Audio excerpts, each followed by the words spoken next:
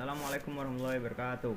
Nama saya Noval Fikri Amrillah, NPM 2201010080.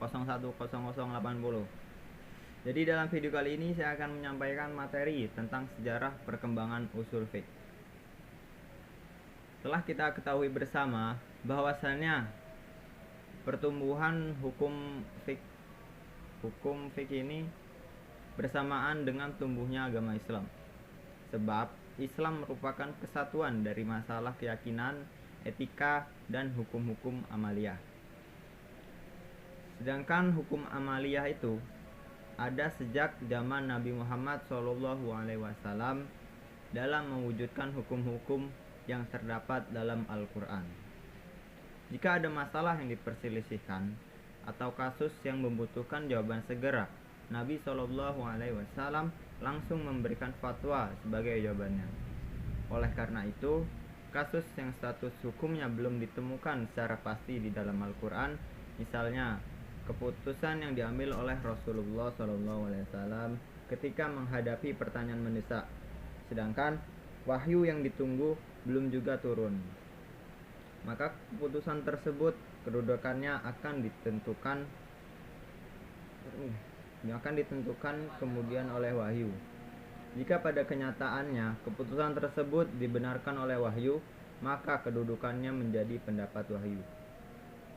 Dalam perkembangan selanjutnya, pada generasi kedua ditemukan banyak kasus yang belum ada pada masa awal Islam, sehingga para ahli berusaha berijtihad untuk memutuskan dan menetapkan berbagai hukum dengan memberikan fatwa berdasarkan ketetapan hukum yang sudah ada pada masa-masa awal Islam, yaitu pada masa Rasulullah SAW. Oleh karena itu, hukum-hukum fiqh pada masa kedua ini didasarkan pada hukum-hukum Allah dan Rasulnya, serta fatwa dan keputusan dari para sahabat Nabi. Dan selanjutnya adalah pasca masa Daulah Islamiyah, yakni masa ketika banyak pengikut non-muslim dari berbagai peradaban dan keilmuan yang berbeda-beda. Umat Islam dihadapkan dari berbagai macam-macam kasus kasus-kasus baru dengan berbagai tingkat kesulitan yang menuntut jawaban segera.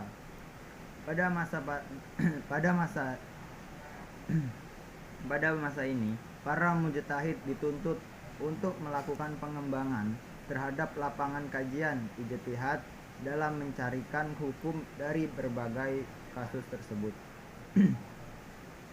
Karena faktor itulah, pintu ijtihad dan metode analisisnya semakin terbuka lebar, sehingga berakibat pada semakin luasnya lapangan kajian pembentukan hukum-hukum Islam.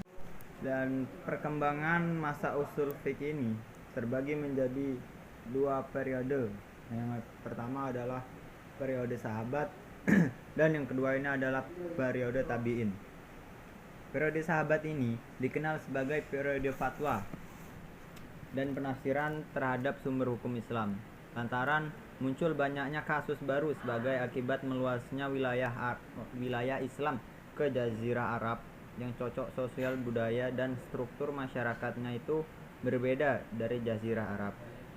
Untuk memberikan kejelasan hukum, para sahabat memberikan fatwa-fatwa atau keputusan dengan cara menafsirkan Al-Quran, sekalipun yang menjadi sumber hukum tetap itu adalah Al-Quran dan hadis.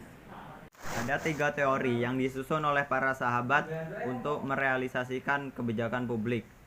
Teori yang pertama adalah teori istislah. Maksud dari teori istislah ini adalah mendahulukan kepentingan publik ketimbang kepentingan individu. Teori yang kedua ini adalah teori syadzuz dzara'ah. Teori syadzuz dzara'ah ini untuk mencegah agar seseorang tidak berlaku ceroboh yang berakibat pada rusaknya barang. Dan teori yang ketiga ini adalah teori qiyas yang dilakukan oleh Khalifah Abu Bakar radhiyallahu an, Khalifah Umar bin Khattab radhiyallahu an, dan Khalifah Ali bin Abi Thalib. Periode yang kedua adalah periode tabi'in. Pada periode ini terdapat banyak perbedaan pendapat dari antara ahli hadis dan ahli ra'yi. Dan di antara sesama kelompok ahli ra'yi ini sendiri dengan sangat tajam ketimbang perbedaan pendapat yang terjadi pada masa sahabat. Sehingga bermunculan para mujtahid yang menjadi mufti dari berbagai negara Islam, baik dari kalangan ahli hadis maupun ahli ra'yi, seperti di Madinah, Mesir, Basrah, Kufah, Yaman, dan lain-lain. Para mujtahid ini memberikan fatwa kepada penduduk dan meriwayatkan hadis dari Nabi SAW. Bahkan setiap penduduk bisa dengan mudah bertanya secara langsung kepada para mufti tentang berbagai masalah. Mungkin hanya segitulah yang dapat saya sampaikan. Bila ada salah atau kekurangan dari materi yang saya sampaikan, saya mohon maaf, dan kepada Allah saya mohon ampun. Saya akhiri. Wassalamualaikum warahmatullahi wabarakatuh.